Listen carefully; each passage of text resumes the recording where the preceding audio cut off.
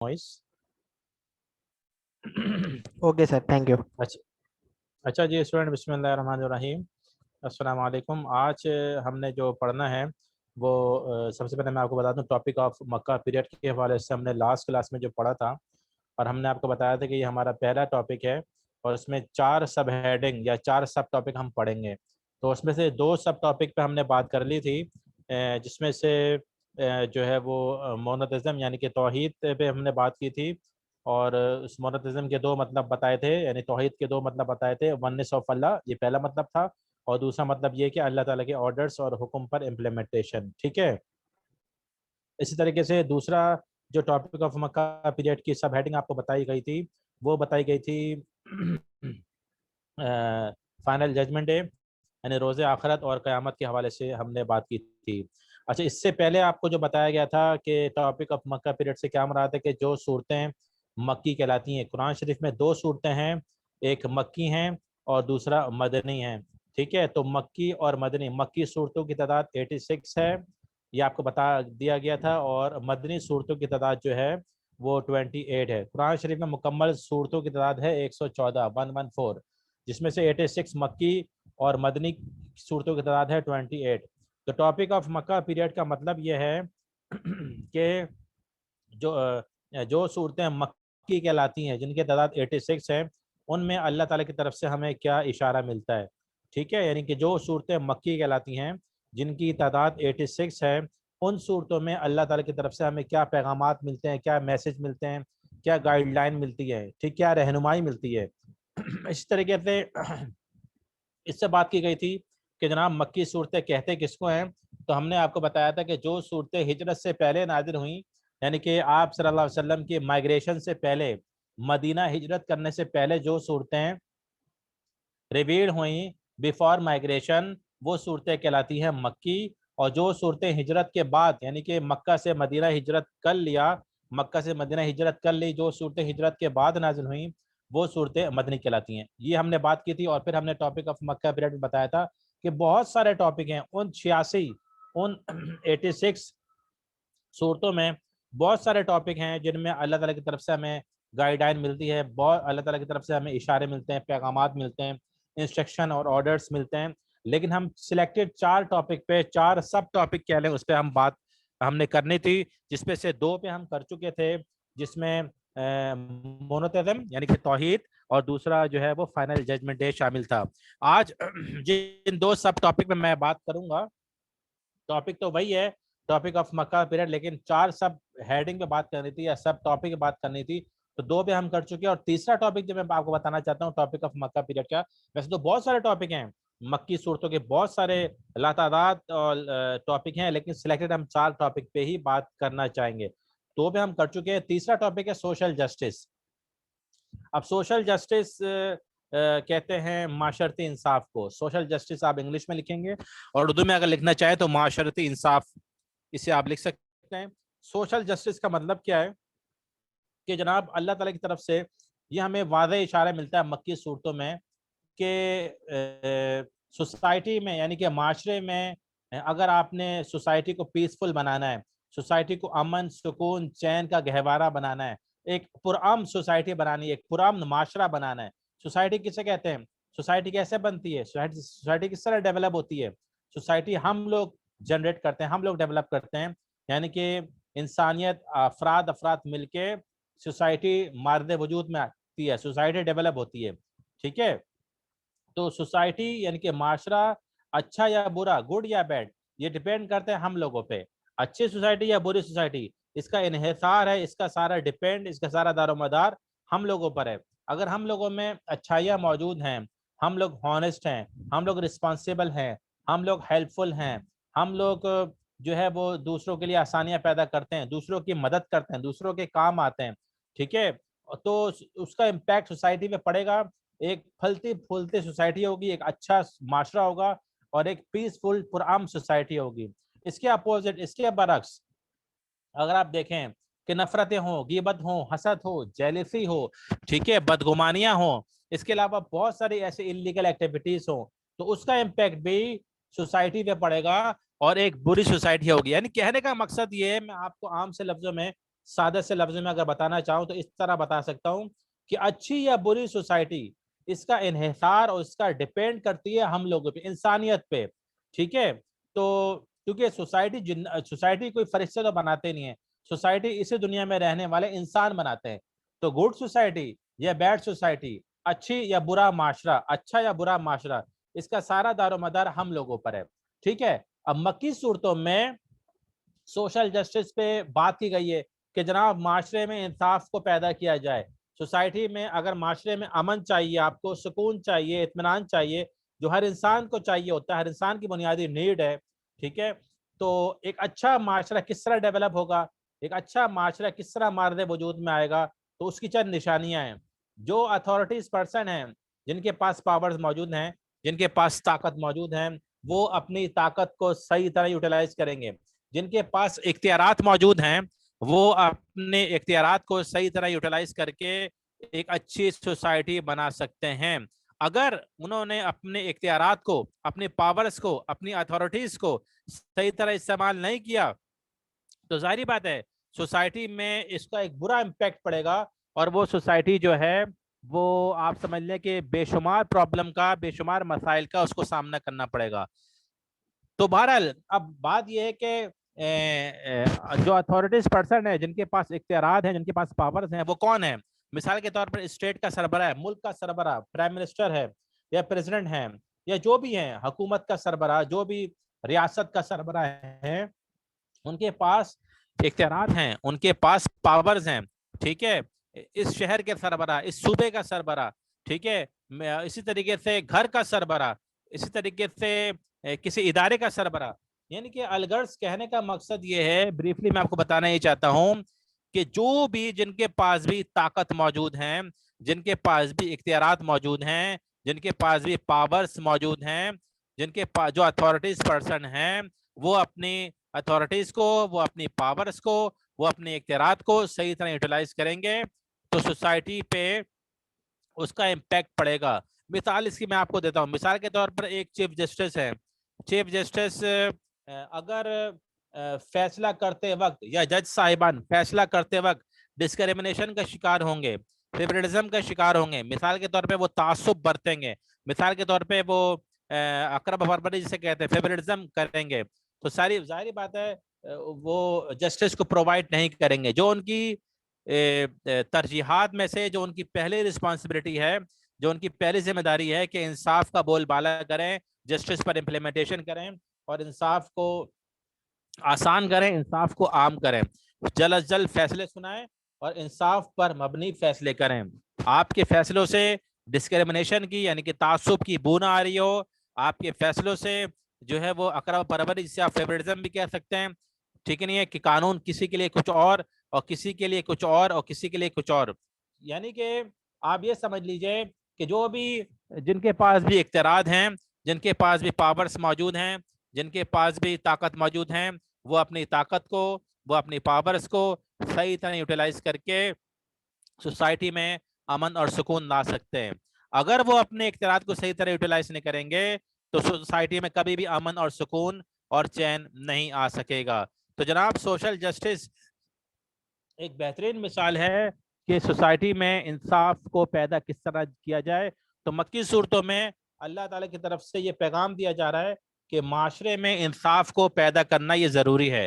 اب سوسائٹی میں انصاف کس طرح ہوگا میں آپ کو بتا چکا ہوں کہ جن کے پاس اختیارات ہیں، ایک گھر کا سربراہ ہے اس کے پاس بھی اختیارات ہیں، ایک ملک کا سربراہ ہے اس کے پاس بھی اختیارات ہیں، ایک جامعہ کا، ایک ادارے کا سربراہ ہے اس کے پاس بھی اختیارات ہیں، ایک جوڈیشلی، ایک عدلیہ کا سربراہ ہے اس کے پاس بھی اختیارات ہیں. جس کے پاس پاورز موجود ہیں، جن کے پاس اتھارٹیز موجود ہیں، وہ اپنی پاورز کو صحیح طرح یوٹیلائز کر کے سوسائٹی میں انصاف پیدا کر سکتے ہیں. عہد نبی یعنی کہ آپ صلی اللہ علیہ وسلم کے دور سے اس کی ایک بہترین مثال اس طرح دی جا سکتی ہے کہ ایک عورت جس کا نام فاطمہ تھا اس سے چوری ہوئی، اور چونکہ اس کا فیملی بیک گراؤنڈ بہت اچھا تھا، اس کا حسب نسب بہت اچھا تھا، تو ایک اللہ کے رسول صلی اللہ علیہ وسلم کے ایک صحابی، بڑے لاڈلے صحابی تھے، ان کی سفارش کرنے اللہ کے رسول صلی اللہ علیہ وسلم کے پاس آئے اور اللہ کے رسول صلی اللہ علیہ وسلم سے عرض کیا کہ اللہ کے رسول یہ فاطمہ سے غلطی ہو گئی، لہٰذا آپ اس کو معاف کر دیں. اگر اس کو چوری دینے کی سزا دی گئی تو یہ خاندان بھر میں انسلٹ پھر کرے گی، یہ خاندان بھر میں بدنام ہو جائے گی اور کہیں منہ دکھانے کی قابل نہیں رہے گی اور اس کی بے عزتی ہو جائے گی. اور یہ چونکہ اس کا حسب نسب، اس کا فیملی بیک گراؤنڈ بہت اچھا ہے، بہت اونچا ہے، تو لہٰذا آپ اس کو معاف کر دیجئے. حدیث میں آتا ہے آپ صلی اللہ علیہ وسلم کے چہرے کا رنگ تغیر ہو گیا، چہرے کا رنگ بدل گیا، غصے کے مارے آپ صلی اللہ علیہ وسلم کے چہرے کا رنگ بدل گیا اور آپ نے ان صحابی کو ارشاد فرمایا جو بڑے محبوب بڑے لاڈلے صحابی تھے، خدا کی قسم تم سے پہلے کی قومیں، جو تم سے پہلے کی قومیں گزری ہیں، بنی اسرائیل، قوم عاد، قوم سمود، قوم لوط، بہت ساری قومیں جو گزری ہیں، قرآن شریف نے اس کا بہترین نقشہ کھینچا ہے، اس وجہ سے برباد ہوئی ہیں، اس وجہ سے تباہ ہوئی ہیں کہ ان میں سے کوئی جرم کرتا، کوئی امیر کبیر جرم کرتا، کوئی اچھے خاندان حسب نسب سے بلانگ رکھنے والا جرم کرتا تو اس کو اس بنیاد پہ چھوڑ دیا جاتا کہ اس کا وہ امیر ہے، وہ کبیر ہے، اس کا فیملی بیک گراؤنڈ بہت اونچا ہے، وہ اچھے حسب نسب سے اس کا تعلق ہے، تو اس بنیاد پہ اس کو چھوڑ دیا جاتا. اور ان میں سے کوئی غریب جرم کرتا جس کے کوئی تعلقات نہیں ہوتے تو اس کو سزا دی جاتی. تو اس وجہ سے تم سے پہلے کی قومیں تباہ برباد ہوئی ہیں. خدائی قسم اس کی جگہ اگر میری بیٹی بھی ہوتی فاطمہ، اس عورت کا نام بھی فاطمہ تھا اور آپ وسلم کی بیٹی کا نام بھی فاطمہ، تو اگر اس کی جگہ میری بیٹی فاطمہ بنت محمد صلی اللہ علیہ وسلم بھی ہوتی تو میں اس کے بھی ہاتھ کاٹ دیتا. یہ عہد نبی سے، آپ صلی اللہ علیہ وسلم کے دور سے ایک بہترین مثال ہے کہ جو قیامت تک کے لیے گائیڈ لائن ہے، جو قیامت تک کے لیے مشعل راہ ہے کہ جناب کس طرح اللہ کے رسول صلی اللہ علیہ وسلم نے جسٹس کو پرووائڈ کیا، کس طرح انصاف کا بول بالا کیا. کیونکہ حضرت علی رضی اللہ تعالیٰ عنہ ارشاد فرماتے ہیں کہ جس کا مفہوم ہے کہ کفر والی، یعنی کہ غیر مسلموں کی کفر والی، جہاں اللہ کی نافرمانیاں ہو رہی ہوں، کفر والی حکومت تو چل سکتی ہے، لیکن جس ریاست میں اور جس حکومت میں ظلم ہو رہا ہو وہ ظلم والی حکومت نہیں چل سکتی. تو ظاہر بات ہے انصاف جب نہیں ہوگا تو ظلم ہی ہوگا، انصاف کو نہ دینا یہ ظلم ہی ہے. ٹھیک ہے، تو حضرت علی رضی اللہ عنہ نے ارشاد فرمایا، اس کا مفہوم ہے کہ کافروں والی حکومت تو چل سکتی ہے، کفر والی حکومت تو چل سکتی ہے، لیکن ظلم والی حکومت نہیں چل سکتی. اب ظاہر بات ہے سوسائٹی میں آپ انصاف نہیں دو گے، جسٹس کو پرووائڈ نہیں دو گے تو یہ ظلم تو ہے اور کیا ہے. تو غالباً ظلم کی تو بہت ساری اس کی ڈیفینیشن ہے، بہت ساری اس کی وسیع ایک لینتھی ڈیفینیشن ہے، جس میں سے ایک ڈیفینیشن یہ بھی آتی ہے، ایک مطلب یہ بھی آتا ہے کہ انصاف کو جسٹس کو پرووائڈ نہ کرنا. تو any way social justice, any way کہ آپ کو میں بتانا ہی چاہتا ہوں کہ مکی صورتوں کا جو تیسرا ٹاپک ہے وہ ہے سوشل جسٹس. اور سوشل جسٹس سے مراد ہے معاشرتی انصاف، یعنی کہ انصاف کو پیدا کیا جائے. اور میں آپ کو بتا چکا ہوں کہ مکی صورتوں میں بہت سارے ٹاپک ہیں جن میں سے سلیکٹڈ 4 ٹاپک پہ ہم نے بات کرنی ہے. 4 ٹاپ ٹاپک کہہ لیں آپ یا سب ٹاپک کہہ لیں، ٹھیک ہے، یا سب ہیڈنگ کہہ لیں، اس پہ ہم نے بات کرنی تھی، جس پہ سے 2 میں فرسٹ لیکچر پہ یعنی کہ جو ہماری پہلی کلاس ہوئی ہے اس پہ میں بات کر چکا ہوں. آدھے گھنٹے کی جو ہمارے 2 کلاسیں ہوئی ہیں پریویس کلاس میں لاسٹ ویک میں، تو اس کی ریکارڈنگ انشاءاللہ آپ کے پاس آ جائے گی اور میں LMS پہ بھی اپلوڈ کر دوں گا. اس کے علاوہ مجھے 2 ریکارڈنگ لاسٹ ویک کی دینی ہے آدھے گھنٹے کے، تو انشاءاللہ میں آپ کو ایک آدمی دے دوں گا لاسٹ ویک کی بھی اور اس ویک کی بھی. ٹھیک ہے، تو وہ LMS پہ آپ لوگ دیکھ سکتے ہیں، ویسے بھی میں آپ کو واٹس ایپ کروا دوں گا. بہرحال آپ نے CR سے آپ نے رابطے میں رہنا ہے اور تمام اسٹوڈنٹ جو ہے وہ LMS پہ ایکٹیو رہیں، اس کے ساتھ ساتھ واٹس ایپ پہ آپ لوگ ایکٹیو رہیں. ٹھیک ہے، تو جو لاسٹ کلاس میں ہم نے لیکچر دیا تھا اس میں ہم نے مونتزم پہ کہ مکی صورتوں، میں نے پورا انٹرو بتایا تھا کہ مکی صورتیں کہتے کس کو ہیں، مکی صورتوں کی تعداد کتنی ہے، مکی صورتوں کا مطلب کیا ہے، کہ جو صورتیں مکی کہلاتی ہیں ان میں اللہ تعالیٰ کی طرف سے کیا پیغامات اور کیا اشارہ ملتا ہے، کیا میسج ملتا ہے، کیا گائیڈ لائن ملتی ہے. تو میں نے آپ کو 2 ٹاپک بتائے تھے جن میں سے مونتزم یعنی کہ توحید تھا اور دوسرا تھا فائنل ججمنٹ ڈے. مونتزم کو میں نے ایکسپلین کیا تھا کہ جناب اس کے 2 مطلب بتائے گئے تھے. پہلا مطلب ونس آف اللہ اور دوسرا مطلب اللہ تعالیٰ کے آرڈرز اور انسٹرکشن پر عمل، امپلیمنٹیشن. تفصیل سے اس کو ڈسکرائب کیا گیا تھا. اور دوسرا فائنل ججمنٹ ڈے کو بھی میں نے بتایا تھا. تو تیسرا ٹاپک جو ٹاپک آف مکہ پیریڈ کا تیسری سب ہیڈنگ ہے، یہ سب ٹاپک ہے وہ سوشل جسٹس ہے. سوشل جسٹس کو میں نے بتانے کی کوشش کی کہ جناب سوشل جسٹس سے مراد ہے معاشرتی انصاف، یعنی کہ سوسائٹی میں کس طرح انصاف پیدا ہوگا. تو میں نے آپ کو یہ بتایا, سب سے پہلے تو میں نے آپ کو یہ بتایا کہ جناب سوسائٹی کہتے کس کو ہے. فرد فرد مل کے, پیپل پرسن مل کے سوسائٹی جو ہے وہ ڈیولپ ہوتی ہے, معاشرہ ڈیولپ ہوتا ہے. ٹھیک ہے. اور پھر میں نے آپ کو یہ بتایا کہ اچھی یا بری سوسائٹی, گڈ یا بیڈ سوسائٹی, اس کا سارا انحصار, اس کا سارا یہ ڈیپینڈ کرتی ہے ہم لوگوں پہ. اچھی سوسائٹی یا بری سوسائٹی یہ ڈیپینڈ کرتی ہے ہم لوگوں پہ. ٹھیک ہے. تو اللہ تعالیٰ کی طرف سے یہ حکم دیا جا رہا ہے کہ جناب سوسائٹی میں انصاف کا بول بالا کیا جائے, سوسائٹی میں انصاف کو پیدا کیا جائے. اور پھر آپ کو بتانے کی کوشش کی گئی کہ جناب سوسائٹی میں انصاف کس طرح ہوگا. تو آپ کو بتایا کہ جو اتھارٹیز پرسن ہیں, جن کے پاس پاور ہیں, جن کے پاس طاقت ہیں, جن کے پاس اختیارات ہیں, for example chief justice of Pakistan ہیں, فار ایگزامپل آرمی چیف ہیں, اس کے ساتھ ساتھ پرائم منسٹر ہیں, اس کے ساتھ ساتھ پریزیڈنٹ آف پاکستان ہیں, اس کے ساتھ ساتھ علاقے کا ایس ایچ او ہے, اس کے ساتھ ساتھ اسٹیٹ کا سربراہ ہے, اس کے ساتھ ساتھ بینکنگ سسٹم کا سربراہ ہے, اس کے ساتھ ساتھ آپ کے گھر کا سربراہ یعنی کہ آپ کے ماں باپ ہیں. تو جو بھی آپ یہ سمجھ لیں جن کے پاس بھی اختیارات ہیں, وہ اختیارات کسی بھی شکل میں ہو سکتے ہیں. ایک ادارے کا سربراہ ہے, ایک یونیورسٹی کا سربراہ ہے, کسی بھی ڈپارٹمنٹ کا سربراہ ہے, کوئی بھی سربراہ جن کے پاس اتھارٹیز موجود ہیں, جن کے پاس پاورز موجود ہیں, جن کے پاس اختیارات موجود ہیں, وہ اپنے اختیارات کو اگر صحیح طریقے سے یوٹیلائز کریں گے, صحیح طریقے سے استعمال کریں گے, تو سوسائٹی میں امن بھی ہوگا, سکون بھی ہوگا, چین بھی ہوگا, اطمینان بھی ہوگا. اور انصاف کیونکہ انصاف پر امپلیمنٹیشن کی, جسٹس کو پرووائڈ کیا. اگر اس کے اپوزٹ, اس کے برعکس, آپ نے جہاں اپنے اختیارات کو, جہاں اپنے آپ سمجھ لیجئے جہاں آپ نے اپنے پاورز کو مس یوز کیا, غلط استعمال کیا, ناجائز استعمال کیا, لوگوں کا حق مارا, ٹھیک ہے, اور آپ نے مس یوز کیا اپنے اختیارات کو, تو اس کا امپیکٹ سوسائٹی پہ پڑے گا. جہاں آپ نے ڈسکریمنیشن کا جو ہے وہ اس کو آپ نے ڈسکریمنیشن آپ نے یعنی تعصب آپ نے دکھائی, ٹھیک ہے, تو اس کا امپیکٹ بھی سوسائٹی پہ پڑے گا.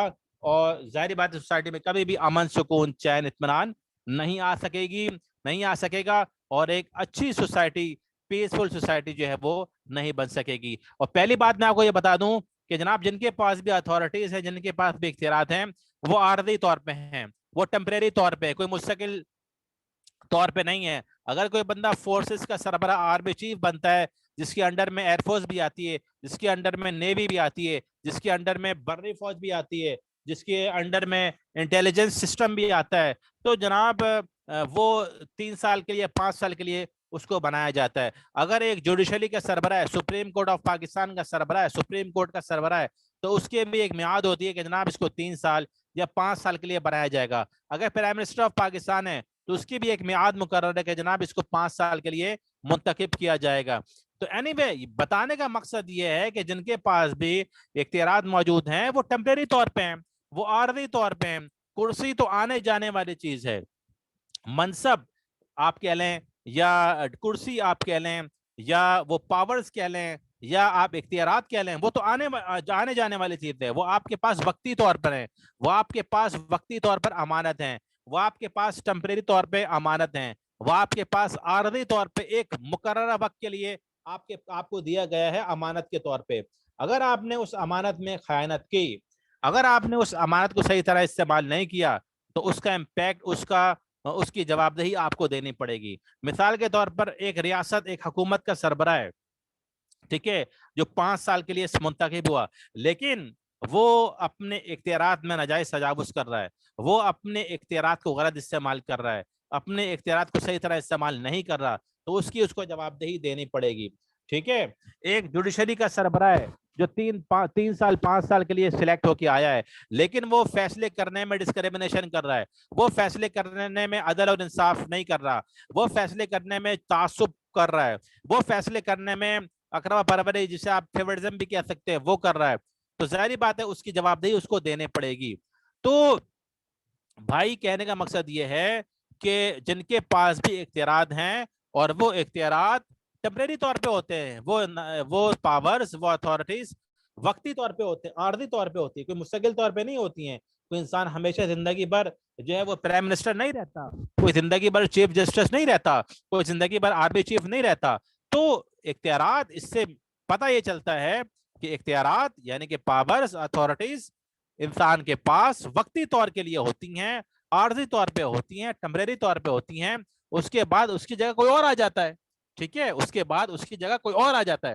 تو آپ کے پاس جب اچھا موقع ہے, آپ کے پاس جب تک اختیارات ہیں, اپنے پاورز کو, اپنے اختیارات کو صحیح استعمال کریں, اور جہاں آپ نے مس یوز کیا, اس کو صحیح استعمال نہیں کیا, تو اس کی جواب دہی آپ کو دینی پڑے گی, اور اس کا امپیکٹ یہ پڑے گا کہ سوسائٹی میں آپ کی وجہ سے کبھی بھی امن, سکون, چین, اطمینان نہیں آ سکے گا. کیوں؟ لوگ سمجھیں گے کہ بھائی قانون میرے لیے کچھ اور ہے اور اس کے لیے کچھ اور ہے.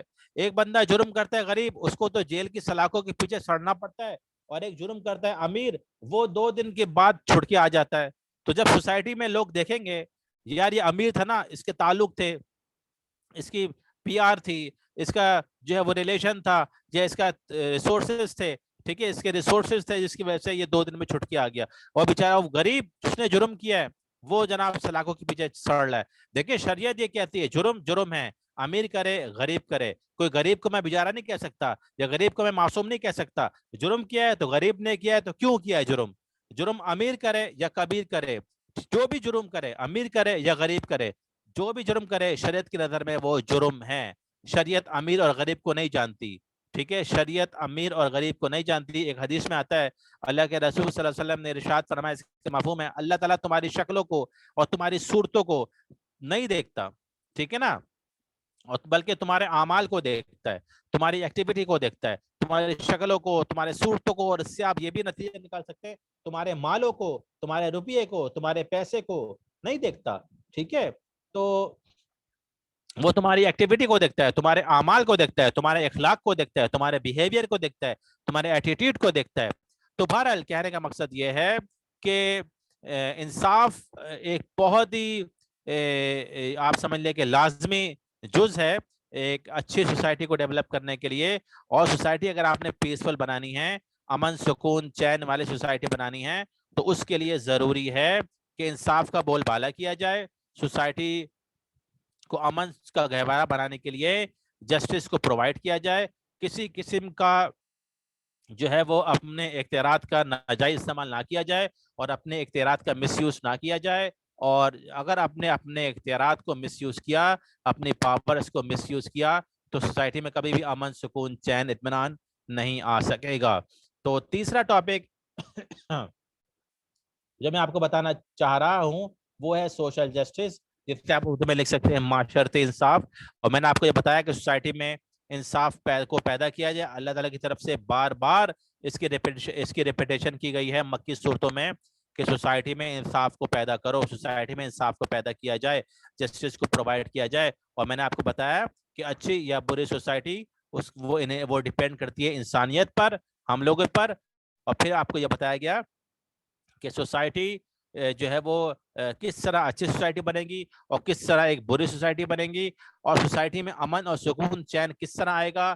میں نے آپ کو بتایا کہ جب تک جسٹس پر امپلیمنٹیشن ہوگی, جسٹس کو پرووائڈ کیا جائے گا, جب ایک اچھی سوسائٹی بنے گی. پھر آپ کو یہ بتایا گیا کہ جن کے پاس پاورز ہیں, جن کے پاس اختیارات ہیں, وہ اپنے اختیارات کو, وہ اپنی پاورز کو صحیح طرح یوٹیلائز کریں گے تو ایک اچھی سوسائٹی بنے گی. ادروائز جو ہے وہ ایک گڈ سوسائٹی اور ایک بہترین سوسائٹی کہلانے کی حقدار نہیں ہوگی. تو تیسرا ٹاپک آپ کو جو بتایا گیا ہے وہ سوشل جسٹس ہے. ٹاپک آف مکہ پیریڈ کا پہلا ٹاپک آپ کو بتایا گیا مونوتھزم, دوسرا مطلب بتایا گیا فائنل ججمنٹ ڈے, اور پہلا جو ٹاپک بتایا گیا وہ مونوتھزم یعنی کہ توحید, اور دوسرا جو آپ کو ٹاپک بتایا گیا ٹاپک آف مکہ پیریڈ کا وہ فائنل ججمنٹ ہے یعنی روز آخرت, قیامت. اور تیسرا جو آپ کو ٹاپک بتایا گیا وہ ہے سوشل جسٹس یعنی کہ معاشرتی انصاف. لاسٹ ٹاپک جو میں آپ کو بتانا چاہتا ہوں ٹاپک آف مکہ پیریڈ کا وہ ہے کنورژن ٹو اسلام. کنورژن, ٹھیک ہے, کنورژن کا مطلب کیا ہے, کنورژن کہتے کس کو ہے. تو چوتھا اور آخری ٹاپک, ویسے تو بہت سارے ٹاپک ہے ٹاپک آف مکہ پیریڈ کے, لیکن یہ آخری ٹاپک جو سب ٹاپک ہے 3 میں آپ کو بتا چکا ہوں, اس میں سے چوتھا ٹاپک کنورژن, وہ انشاءاللہ میں آپ کو ابھی دوسرے سیشن میں بتانا چاہوں گا. تقریباً 12 بج کے 2 سے 3 منٹ بعد 5 منٹ بعد جو ہے وہ آپ کو کنورژن کے متعلق بتایا جائے گا، لیکن میں آپ کو بریفلی ابھی بتا دیتا ہوں. اچھا دوسری چیز آپ کو یہ بھی بتانی ہے مجھے کہ انشاءاللہ یہ آج کا ہمارا جو پہلا ٹاپک ہے جس کے اندر 4 سب ٹاپک ہیں وہ ہمارا کمپلیٹ ہو جائے گا، اور انشاءاللہ اس کے ریکارڈنگ بھی آپ کو دے دی جائیں گی، ایل ایم ایس پہ بھی اپلوڈ کر دیا جائے گا اور واٹس ایپ پہ کرا دیا جائے گا. اور اس کے علاوہ جو ویک وائز 2 ریکارڈنگ اس کے علاوہ ہیں وہ بھی انشاءاللہ آپ کو دے دی جائیں گی. کنورژن کسے کہتے ہیں؟ انشاءاللہ یہ دوسرا سیشن میرا 12:05 پہ شروع ہو جائے گا، جو 12:30 سے 35 پہ جائے گا. ٹھیک ہے. اور عبد المعیز میں 12:30 سے 4 میں ریکارڈنگ یہاں پہ ختم اس کو اسٹاپ کر دوں گا، اور پھر 12 آپ نے فوراً اس کے بعد آپ نے جوائن کرنا ہے، اور پھر میں آپ کو الاؤ ریکارڈ کر دوں گا تاکہ آپ ہمارا دوسرا سیشن بھی ریکارڈ ہو جائے. اور جتنے بھی ہمارے سیشن ریکارڈ ہو رہے ہیں اس کی آپ نے فولڈر بنا لیا ہوگا، وہ فولڈر میں آپ تمام ریکارڈنگ جو ہے وہ اس کو سیو کرتے رہیے. اور انشاءاللہ میں آپ کو میل ایڈریس میں آپ کو دے چکا ہوں کل رات کو، تو جتنے بھی ریکارڈنگ ہے وہ مجھے آپ جو ہے وہ اس کا لنک یا تو سینڈ کر دیں یا ریکارڈنگ آپ مجھے سینڈ کر دیں تاکہ وہ میں ایل ایم ایس پہ بھی اپلوڈ کر دوں، اور آپ کو واٹس ایپ تو آپ نے خیر کروا دی ہوں گی گروپ میں. تو چوتھا ٹاپک آف مکہ پیریڈ کا آپ کو فرسٹ کلاس میں جو لاسٹ کلاس ہماری ہوئی تھی اس میں کورس آؤٹ لائن بتا دی گئی تھی کہ ہم نے کیا کیا پڑھنا ہے، اور اسٹوڈنٹ کے حوالے سے جو بھی سوال تھے وہ بھی دے دیے گئے تھے. تو دوسرے سیشن میں آپ کوئی سوال کرنا چاہتے ہیں تو ٹاپک ختم ہونے کے بعد آپ لوگ بآسانی سوال کر سکتے ہیں. تو کنورژن یہ ہے ہمارا چوتھا ٹاپک آف مکہ پیریڈ. کیا اس سے مراد کیا ہے؟ تو جناب اس پہ بات کرنے سے پہلے میں آپ کو بتانا یہ چاہتا ہوں کہ کنورژن جو ہے وہ کنورٹ سے نکلا ہے. کنورٹ کہتے ہیں کہ یعنی کہ یہاں جو مراد ہے وہ یہ مراد ہے کہ کنورٹ ٹو اسلام، یعنی کہ اسلام کی طرف کنورٹ ہو جانا، اسلام کی طرف راغب ہونا، اسلام کی طرف مائل ہونا. ٹھیک ہے. اور آپ کو پتہ ہے کہ قرآن شریف میں قرآن شریف میں یہ ایک واضح اناؤنسمنٹ کی گئی ہے کہ قولوا لا الہ الا اللہ تفلحون، کہ جو لا الہ الا اللہ یعنی کہ اللہ کو ایک مانتا ہے کہ اللہ کے سوا کوئی عبادت کے لائق نہیں ہے، اللہ کو ایک مانتا ہے، تو کہو اللہ ایک ہے تو تفلحون کامیاب ہو جاؤ گے. ٹھیک ہے. تو یہاں پہ بیسیکلی اللہ تعالیٰ کی طرف سے مکی صورتوں میں اس بات کو بھی دہرایا گیا ہے، اس بات کی بھی اناؤنسمنٹ کی گئی ہے کہ دوسرے مذہب سے اسلام کی طرف راغب ہونا، اسلام کی طرف مائل ہونا، اسلام کی طرف کنورٹ ہونا. یہاں پہ تھوڑی سی میں کلیئرفیکیشن آپ کو دینا چاہتا ہوں، بات کلیئر کرنا چاہتا ہوں کہ جناب کوئی بھی شخص زبردستی مسلمان نہیں بن سکتا، یہ تو سب جانتے ہیں. کوئی بھی شخص، کوئی بھی انسان زبردستی مسلمان نہیں بن سکتا. کیوں؟ کیونکہ مسلمان بننے کے لیے صرف زبان سے کہ میں اللہ کو ایک مانتا ہوں، میں تمام ہولی پروفٹ پہ ایمان لاتا ہوں، belief in last holy prophet, میں آخری پیغمبر کو پر ایمان لاتا ہوں، تمام آسمانی کتابوں پر ایمان لاتا ہوں، ٹھیک ہے، فرشتوں پہ، تقدیر پہ، جنت دوزخ پہ، جو بھی چیزیں ہیں، ٹھیک ہے، صرف زبان سے اقرار کرنا کافی نہیں ہے. تصدیق بالقلب ایک مسلمان کے لیے، ایک مومن کے لیے ضروری ہے. تصدیق بالقلب کہتے ہیں دل سے سچا ماننا. ٹھیک ہے. اب دل پہ تو کوئی نہیں جھانک کے دیکھتا کہ جناب اس کے دل میں کیا ہے. ایک انسان زبان سے تو اقرار کرتا ہے لیکن کیا پتہ اس کے دل میں ایمان ہے یا نہیں ہے. وہ دل میں جو ہے وہ آپ یہ سمجھ لیں کہ دل سے اس کی تصدیق کرتا ہے یا نہیں کرتا ہے. تو یہ شریعت کہتی ہے ڈیپینڈ کرتا ہے اس انسان پر. آپ نے مثبت سوچ تو رکھنی ہے، پوزیٹیو تھنکنگ تو رکھنی ہے. ٹھیک ہے. ایک انسان اگر زبان سے اقرار کر رہا ہے تو اس کو آپ نے مسلمان تو سمجھنا ہے، لیکن میں آپ کو بتانا یہ چاہتا ہوں کہ ایک مسلمان بننے کے لیے، ایک مومن بننے کے لیے زبان سے اقرار تو ضروری ہے، اس کے ساتھ ساتھ دل سے سچا سمجھنا، دل سے اس بات کا اقرار کرنا، دل سے اس بات کو ماننا، یہ بھی بہت ضروری ہے. ٹھیک ہے. اب یہ انسان خود سمجھتا ہے. ایک انسان زبان سے تو اقرار کرتا ہے، اب اس کے دل میں کیا ہے یہ میں نہیں جانتا، یہ آپ نہیں جانتے. لیکن شریعت کیا کہتی ہے؟ پوزیٹیو تھنکنگ کو اپناؤ، مثبت سوچو اور اس کے بارے میں اچھا خیال رکھو کہ اس کے دل میں بھی یہ ہوگا. لیکن اصل تو وہ انسان جانتا ہے یا اللہ جانتا ہے کہ جناب اس کے دل میں کیا ہے، کہ یہ اللہ کو ایک مانتا ہے یا یہ منافق ہے، یہ ہولی پروفٹ، تمام ہولی پروفٹ پہ ایمان لاتا ہے یا یہ منافق ہے، یہ تمام آسمانی کتابوں پہ ایمان لاتا ہے یہ منافق ہے. ٹھیک ہے, تو اسی طرح تقدیر پر, جنت دوزخ پر ایمان لاتا ہے یہ منافق ہے, تو وہ اللہ جانتا ہے یا وہ بندہ جانتا ہے. تو بہرحال کوئی بھی شخص, میں نے یہاں پہ کلیئر کر دیا, کوئی بھی شخص زبردستی نہ تو مسلمان بن سکتا ہے اور نہ زبردستی اس کو مسلمان بنایا جا سکتا ہے. ٹھیک ہے, اللہ تعالیٰ کی طرف سے جو اناؤنسمنٹ ہے مکی صورتوں میں کہ قولوا لا الہ الا اللہ تفلحون, اے لوگو ایمان لے آؤ اللہ پر کامیاب ہو جاؤ گے, تو کوئی بھی شخص زبردستی مسلمان تو بن ہی نہیں سکتا. ٹھیک ہے, بغیر اللہ کی توفیق کے. اور کوئی بھی شخص جو ہے وہ آپ یہ سمجھ لیں کہ اس کو نہ زبردستی مسلمان بنایا جا سکتا ہے. ٹھیک ہے, اچھا جی اسٹوڈنٹ, ہمارا یہاں پہ ٹائم چونکہ ختم ہو رہا ہے, تو دوسرا سیشن ہمارا شروع جو ہے وہ ہوا جاتا ہے. تو عبد المعز یہ ریکارڈنگ آپ کے پاس ابھی سیو ہو جائے گی.